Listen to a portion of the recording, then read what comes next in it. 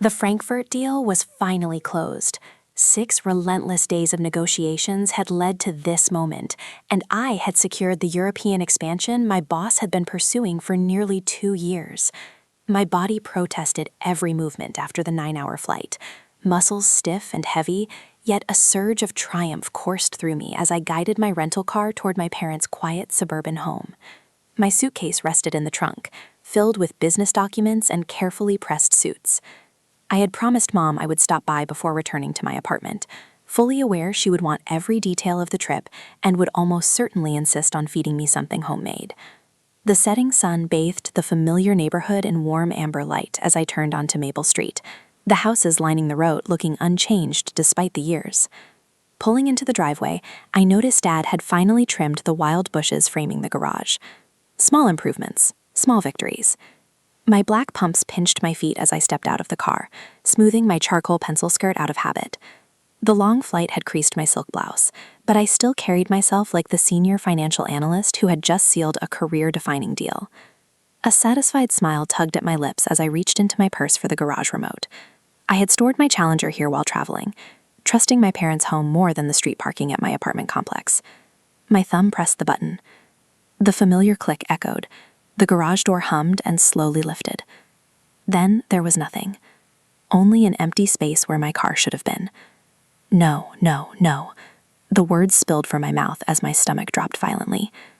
The garage stretched before me, empty except for Dad's lawnmower and Mom's gardening tools neatly arranged against the wall. My fingers tingled with numbness. The remote slipped from my hand and clattered against the concrete as I abandoned my suitcase and rushed toward the house, panic rising like a tidal wave. This couldn't be happening. Not my car. Not my Challenger. I pushed through the side door into the kitchen. They were already there, waiting. Mom, Dad, and my sister Kendra sat around the oak table, as if they had rehearsed this moment, positioned like participants in an intervention. The silence struck me first, followed by the heavy atmosphere of guilt hanging between them. Dad avoided my gaze entirely, staring down at his rough hands pressed flat against the table. "Avery, honey," Mom began, her voice dripping with a sweetness she reserved for delivering unpleasant news. "Don't overreact. Where's my car?" The words scraped painfully out of my throat. Kendra straightened in her chair, confidence carefully arranged on her face like one of her online makeup tutorials. "It's only temporary, Av. I'll pay everything back." "Pay what back?" My voice dropped, cold and controlled. "Where is my Challenger?" Mom exchanged a glance with Dad, who still refused to meet my eyes. "We had to make a difficult decision, sweetie. Kendra needed startup capital for her business, and we took it to Cornerstone Pond," Dad finally admitted, his voice rough with strain. The room seemed to tilt. "You did what with my car?" "It's just a loan against it, not a sale," Kendra quickly interjected. "Once my cosmetics launches, I'll repay everything with interest. You'll have your car back soon." My mind flashed to endless nights spent over spreadsheets at Bridgewater Capital, 70-hour work weeks for 6 consecutive years, declining vacations, postponing comfort, denying myself every indulgence while I saved. I remembered Grandpa's weathered hands guiding mine over the polished engine of his friend's Challenger when I was 9. "These machines aren't just transportation, Avery girl. They're dreams you can touch." His eyes had sparkled with certainty. "One day, you'll have your own." The day I finally drove my Challenger home, tears had streamed down my face. It wasn't only the glossy black finish or the powerful growl of the engine. It was what the car represented. Proof that sacrifice had meaning. "My cosmetic startup is revolutionary," Kendra was explaining now, tossing her hair confidently. "I've developed a formula that I don't care if you've bottled the fountain of youth." My voice cut through her pitch. "That car was never yours to take." Mom's expression hardened. "Now, Avery, family supports family. You earn more than enough. Kendra deserves her opportunity. So you used my spare key and my title." The realization cut deeper with each passing second. "You committed fraud." Dad flinched visibly. "We're your parents," Mom insisted. "We've always supported both our daughters equally." A bitter laugh escaped me. "Equally? This is what you call equal treatment?" My phone buzzed. I glanced at the notification automatically. My insurance company informing me of a lien placed on my vehicle. The heat draining from my body left only ice. This wasn't merely about money or a car. It was about respect, something my family had never truly given me. "You have 30 days, I said, my voice steadier than I felt. 30 days to get my car back, or I press charges for fraud and theft." "Charges?" Mom gasped. "Against your own family?" Family doesn't steal from each other. I turned and walked toward the door. 30 days. Their stunned expressions followed me as I slammed the door hard enough to rattle the family photos hanging on the walls. Photos that now felt like carefully crafted illusions. Smiling faces disguising the truth that my dreams had always been expendable. The pawn shop smelled of desperation mixed with artificial air freshener. I adjusted my blazer, attempting to appear composed, like a woman who belonged here rather than someone whose world had been upended. My reflection in a dusty display case revealed faint mascara streaks I had missed that morning. Miss Martin, the pawnbroker, Gordon, as indicated by his name tag, slid paperwork toward me across the counter, his tone professionally neutral. Your vehicle was brought in 5 days ago. Loan amount $45,000 plus standard fees. I reviewed the documents, my financial training automatically analyzing every figure. $3,000 in fees? That's predatory. Classic car market is volatile, he replied calmly. We assume risk. If the loan isn't repaid, the vehicle goes to auction after 35 days. Full payment by October 3rd. $48,000 total. My stomach twisted as I turned the page and saw my signature. Except it wasn't mine. The forgery resembled my handwriting, but lacked the slight upward curve I always placed on the final letter. This is not my signature. Gordon's expression shifted subtly. If you're suggesting fraud, I'm not suggesting anything, I'm stating it. I presented my driver's license and a recent work contract. Compare them. He studied the signatures, unease creeping into his expression. I'll need to consult my manager. Please do, and retrieve the security footage. I was in Frankfurt, Germany when this happened. 20 minutes later, after speaking with the manager, the truth settled heavily inside me. My parents had committed criminal fraud. We can file a police report immediately, the manager offered. The word police constricted my throat. I need time. Back at my apartment, I collapsed onto the couch, still wearing my coat. A neglected family photo album sat on the coffee table. I opened it with trembling hands. Kendra's lavish Sweet 16 appeared first. A garden party, professional photography, an extravagant cake towering above her. My own 16th back day was absent entirely. I had been working part-time at the mall, saving for college applications. More pages followed. Kendra's graduation celebration, complete with a rented limousine. My own college graduation marked by empty seats where my parents should have been. Christmas 2018 showed Kendra beside a new car wrapped in a giant bow, while I held a department store sweater, smiling politely. The pattern was unmistakable. Not simple favoritism, systematic sacrifice. My phone rang. Uncle Harvey. Your mother called me, he said without greeting, tried to spin the story. That I'm overreacting, I guessed? Exactly. But this isn't right. Tears threatened. I just didn't think they'd go this far. Later, Aunt Patricia called, urging compassion, pleading for understanding. The doorbell interrupted her. Jessica from work arrived, carrying takeout. You look terrible, she said bluntly. I laughed weakly. Over dinner, I told her everything. You realize this is criminal, she said. They stole from you. I know, but they're my family. That makes it worse. The next morning, I met Kendra for coffee. Let me see your business plan, I demanded. She produced a mood board, product name ideas, and rough packaging sketches. No contracts, no financial projections. This is what you stole my car for? Tears filled her eyes. I just wanted a chance like you had. I earned my chance. I didn't steal it. Her business was already failing. Defective products, customer complaints, financial collapse. My phone buzzed with her text asking for more money. Not a penny more, I told her. 10 days after the garage revelation, her business had collapsed entirely. Meanwhile, my own work suffered as I struggled to focus, haunted by the empty garage. Sunday dinner at my parents' house was tense. The smell of pot roast filled the air. Mom spoke of Kendra's struggles. This isn't failure, I said. It's theft. We wanted to help her, Dad murmured. At my expense. You didn't just take a car. You took everything it meant. The doorbell rang. Uncle Harvey entered, fury radiating from him. What were you thinking, Gerald? He demanded, turning to my father. Mom stiffened. This is a family matter. Exactly why I'm here, he replied, taking the seat beside me. Someone needs to speak for the member of this family you're throwing under the bus. Dad's face reddens. Now wait just a minute. No, you wait. I reach for my briefcase beside the chair. The leather feels cool against my fingertips as I extract the folder I prepared yesterday. We need to talk about what happens next. I place 3 printouts on the table. Vehicle title, fraud statutes, pawn shop regulations, and sentencing guidelines. The papers land with the weight of grenades. This is a felony. I tap the first document.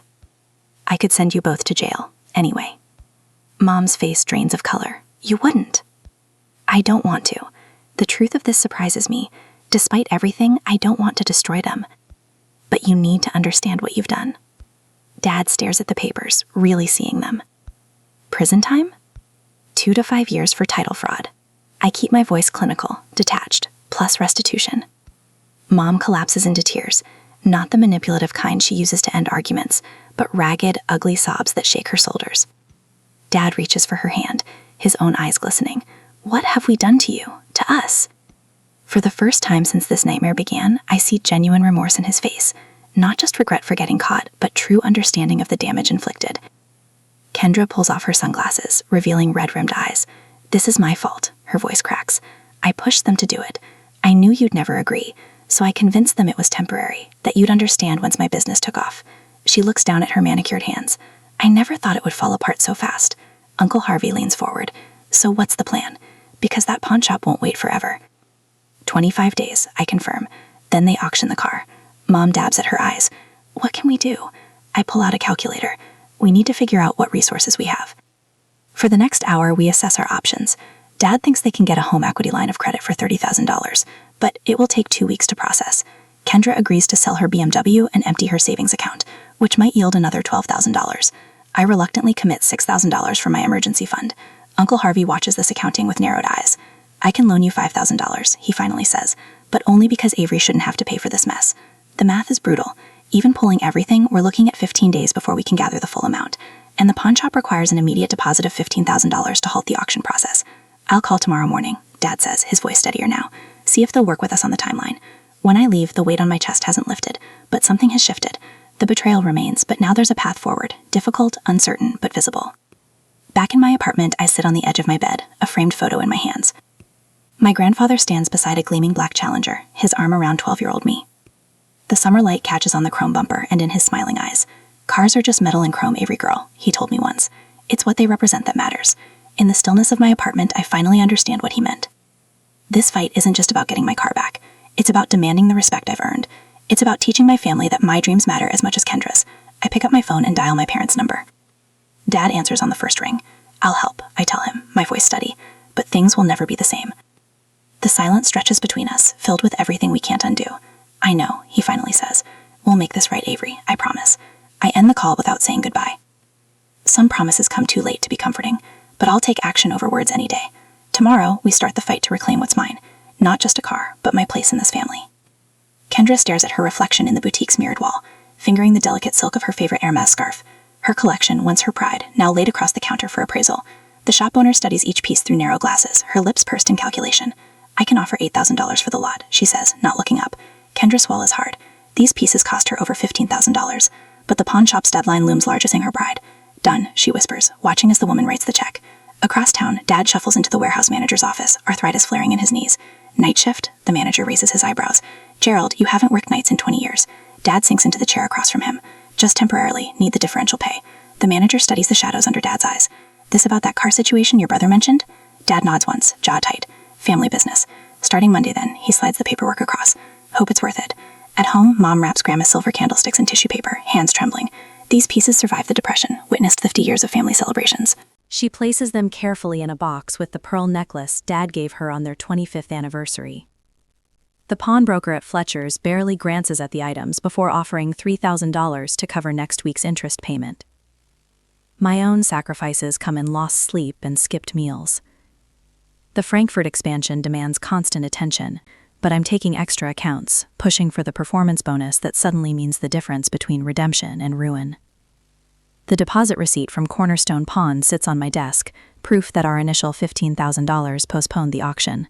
A small victory, hollowed by the bank's latest letter. HELOC approval delayed pending property assessment. They're making actual progress, Jessica says over takeout in my cubicle. Your sister called me. I look up from spreadsheets, surprised. She called you? Wanted to know if the financial group was hiring for entry-level positions. Jessica twirls noodles around her fork. I was shocked. Later that week, I spot Kendra across the food court, barely recognizable in simple black slacks and a white button-down. No designer labels, no statement jewelry. She shifts her weight nervously outside Nordstrom's employee entrance. Her first day. When my phone rings that night, her voice sounds smaller than I've ever heard it. I had no idea of, her words catch, 8 hours on my feet, smiling at people who treat me like furniture, and you've been working 70-hour weeks for years. I lean against my kitchen counter, unsure what to say. All those times I called you boring for canceling plans, she continues. You weren't being boring. You were being responsible. 3 days later, we meet at the coffee shop halfway between our apartments. Kendra orders plain coffee instead of her usual complicated concoction. Her makeup is subtle, her nails short and unpolished. I was entitled and selfish, she says without preamble. I'm so sorry, Avery. Not just for the car, for everything. I wrap my hands around my mug, feeling the warmth seep into my palms. Pretty words, Ken. I know, she nods, eyes steady. Actions speak louder. I'm trying to show you now. At my parents' house, Dad spreads bank statements across the kitchen table, the harsh overhead light emphasizing every line on his face. He squints at figures that refuse to balance, adding columns for the 5th time. Gerald, Mom calls from the study. Did you know about these? She holds a stack of loan applications, all in Kendra's flowing script. Credit cards, personal loans, 3 different buy now, pay later accounts. Nearly $80,000, Mom whispers. We had no idea. The next morning, they sit across from Mr. Winters at the credit union, the financial advisor they've trusted for 20 years. This HELOC will delay your retirement by at least 5 years, he explains gently. And that's assuming no other financial surprises. Mom stares at her hands, wedding ring loose on her thinner finger. When I stop by to drop off my portion of this week's payment, Dad meets me on the porch steps. For once, Mom isn't hovering nearby with excuses. We failed you, he says, voice rough with emotion. Long before we took your car. I sit beside him, the weathered wood creaking beneath us. All those years we prized Kendra's dreams while dismissing yours. His calloused hands twist together. You never asked for much, so we never thought you needed much. The Sunday evening sky turns golden as we sit in silence. Then the HELOC finally comes through, but with a 3-day processing period. Relief turns to panic when Cornerstone Pawn calls. Another buyer is interested in the Challenger, offering cash. We just need 2 more days, Dad pleads over the phone. Business is business, the pawnbroker replies. First money here gets the car. The next 36 hours blur into frantic calculations and desperate phone calls. Kendra empties her savings account. Mom sells her anniversary diamond earrings. I max out my emergency credit line. Still $3,000 short. It's not enough, Mom says, voice hollow as we gather around the kitchen table. The deadline is tomorrow at noon. The doorbell rings and Uncle Harvey stands on the porch, checkbook in hand. Family helps family, he says, echoing Mom's words from weeks ago, but with entirely different meaning. The next morning, we all crowd into the bank, watching the digital clock tick toward noon as the manager processes the wire transfer. Dad's hand trembles as he signs the authorization. At 11:42, the confirmation appears on the screen. Payment received. For the first time in weeks, we breathe. The early morning sun catches on the chrome trim of my Challenger as I stand in front of Cornerstone Pond, gripping the receipt in my sweaty palm. After 30 days of family sacrifices, arguments, and enough tears to fill the Colorado River, we've scraped together the $48,000, every penny accounted for. My throat tightens as I push through the glass door. The same pawnbroker who took my car sits behind the counter, eyebrows lifting in recognition. Miss Martin, he says, sliding paperwork across the counter. Here for your vehicle. I nod, unable to trust my voice. My signature feels foreign as I scrawl it across each line, the pen trembling between my fingers. The broker counts the cashier's check twice before sliding over a folder containing my title and a set of keys. All square, he says, but I barely hear him. My hand shakes so badly I nearly drop the keys. Cold metal against my palm, the familiar weight I'd thought I might never feel again. Standing in the lot, I trace my fingers along the glossy black paint, feeling for imperfections, for evidence of mistreatment. The chrome trim catches sunlight, sending it back in blinding flashes. They detailed it yesterday, the broker mentions from behind me. Policy before return. I don't answer. This moment should feel triumphant. Instead, it tastes like ash, victory hollowed out by betrayal. Grandpa's voice echoes in my memory. Cars are just metal and chrome. It's what they represent that matters. What does this car represent now? Not just my hard work and sacrifice, but the knowledge that my family saw my dream as disposable. The engine rumbles to life with a familiar growl that vibrates through the seat. Tears stream unchecked down my face as I pull away from the pawn shop, each mile between us allowing another fragment of emotion to break loose. By the time I reach my apartment, my cheeks are soaked, mascara probably tracking dark rivers down my face. But my car is home. 3 days later, my phone buzzes with a text from Mom. Sunday dinner, 5 p.m. Your father's grilling steaks. Cuidande. The invitation lands like a stone in my stomach. I consider declining, but type back a simple, I'll be there, instead. Some conversations can't happen over text. Sunday arrives with perfect spring weather. The Challenger's engine announces my arrival before I even turn into their driveway. Dad stands by the grill, spatula frozen mid-flip as I park. Mom appears in the doorway, worrying a dish towel between her hands. Dinner is an exercise in awkward silence, punctuated by requests to pass the potatoes or comment on the weather. Kendra picks at her food, eyes downcast. Nobody mentions the elephant sitting at the table with us. Finally, Dad clears his throat, setting down his fork with deliberate care. Avery? He begins, voice formal as a stranger's. I have prepared some things I'd like to say. He pulls a folded paper from his pocket, hands visibly trembling. I betrayed your trust. I violated your property rights. I failed in my duty as your father to protect what matters to you. Each sentence sounds rehearsed but sincere, his eyes darting between the paper and my face. Mom reaches across the table, tears spilling. Please forgive us, sweetheart. We were wrong. So terribly wrong. Kendra straightens in her chair.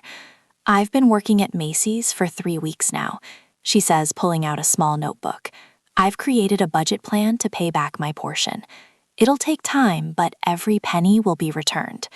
They watch me, 3 faces tight with hope and fear. Healing takes time, I say finally, setting my napkin beside my plate. Trust isn't rebuilt overnight. The relief in the room is palpable, though no one smiles. They understand this isn't forgiveness, just the willingness to try. 2 days later, I sit across from Rachel Holman, the lawyer whose card has been burning a hole in my wallet for a month. You have a solid case for criminal charges, she says, glasses perched on her nose as she reviews the documentation. Title fraud, identity theft. Your parents could face serious consequences. I stare at the family photo on her desk. 3 generations, smiling in matching sweaters. What are my other options? Rachel leans back. A formal repayment agreement, legally binding but without criminal charges. The next Sunday, we gather around the dining room table again. Uncle Harvey sits beside me, his weathered hands steady as he watches my parents and Kendra sign the contracts. Monthly payments for 2 years, I explain, voice steadier than I feel, with interest. Dad's hand shakes as he signs, but his eyes meet mine without flinching. We'll honor this, Avery, every term. The power shift is unmistakable. For the first time in my life, my boundaries aren't just words to be dismissed. They're in black and white, legally binding. I never wanted this kind of authority over you, I admit later as Harvey walks me to my car. Sometimes respect has to be enforced before it can be freely given, he replies, squeezing my shoulder. The extended family reunion the following month becomes the stage for public reckoning. Aunt Patricia corners me by the potato salad, wine glass tilting dangerously. Everyone makes mistakes, dear. You've made your point. Time to let it go. Uncle Harvey materializes beside us, steady as an oak. They need to own what they did, Patricia. No minimizing. The backyard falls silent as Kendra steps forward, shoulders squared despite her trembling voice. I manipulated my parents, she announces to the gathered family. I played on their favoritism, but they chose to betray Avery. We're all accountable. Aunt Patricia's mouth opens and closes like a fish. Cousin Mike gives me a solemn nod of respect. Something shifts in the family dynamic, truth cutting through decades of enabling patterns. Later that week, I changed the garage door code at my parents' house. The symbolism isn't lost on any of us. As I install a security system on the Challenger, the small black box blinking beneath the dashboard. "Will you leave a spare key with us?" Mom asks as I prepare to leave. "Just in case of emergency?" I meet her eyes, holding her gaze until understanding dawns. "No," I say simply. "I won't." She nods, lips pressed together but accepting. The message requires no further explanation. Some boundaries need no words, just the clear, unmistakable sound of a line being drawn. The mountain curves ahead unfold like a beckoning hand. I downshift, feeling the Challenger respond with a rumble that vibrates through the steering wheel and into my bones. The Colorado Rockies rise around me, painted in morning gold. 1 year since I nearly lost her, and driving still feels like coming home. "You were right, Grandpa," I whisper, patting the dashboard. The black paint gleams in the sunlight, every reflection a reminder of what I fought for. The windows down, mountain air rushing through my hair, I can finally enjoy this dream, without the shadow of betrayal. My shoulders no longer hitch toward my ears in constant tension. The knot that lived between my shoulder blades for months has finally dissolved. Last week's dinner at my parents' house plays in my mind.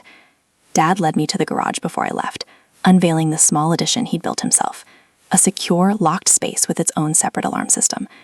"Your car's always safe here now," he'd said, voice gruff with emotion he still struggles to express. "Only you have the code."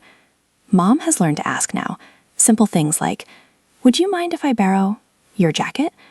The questions themselves are small victories, acknowledgments that my belongings aren't community property. Kendra sends me $300 each month. Not much against what she owes, but the consistency matters more than the amount. Her apartment is tiny, her wardrobe simple. Last month, she showed me her new budget spreadsheet, pride replacing the desperate need for approval that once drove her. "I'm learning what you knew all along," she'd admitted.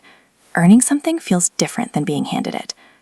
A sharp curve approaches, and I ease off the gas, then accelerate through the turn. The engine sings beneath me. Uncle Harvey rode with me last weekend, his weathered hand patting the dashboard appreciatively. "Your grandfather would be proud," he'd said. "Not just of the car, but of the woman you've become." I signal and pull into the mountain overlook. Below, the valley stretches into forever, trees spilling toward distant peaks. I kill the engine and sit in the quiet, remembering the day I placed fresh flowers at Grandpa's grave, propping a framed photo of me with the Challenger against his headstone. "I understand now," I told him. "Some dreams cost more than money." The finance class I volunteer with meets tomorrow. 20 young women learning what no one taught me: how to protect what matters, how to establish boundaries, how to recognize when giving becomes harmful. Last month, a teenager named Melissa lingered after class, admiring the Challenger. "My dad used to work on old cars," she'd said. "Before the divorce, my mom sold his tools to pay for my sister's dance lessons." I'd let her sit behind the wheel, watching her eyes light up with possibility. "Dreams need protecting," I told her, echoing Grandpa's wisdom, but with new understanding. "And so do you." The sun warms my face as I start the engine again. The road curves ahead, possibilities unmarked by guilt or obligation. Boundaries have cost me the fantasy of perfect family harmony, but they've given me something better: authentic relationships built on respect rather than expectation. I accelerate back onto the mountain road, windows down, the future unfolding before me like the perfect stretch of open highway. For the first time since I was 9 years old, watching Grandpa's hands on a stranger's car, I'm truly enjoying my dream.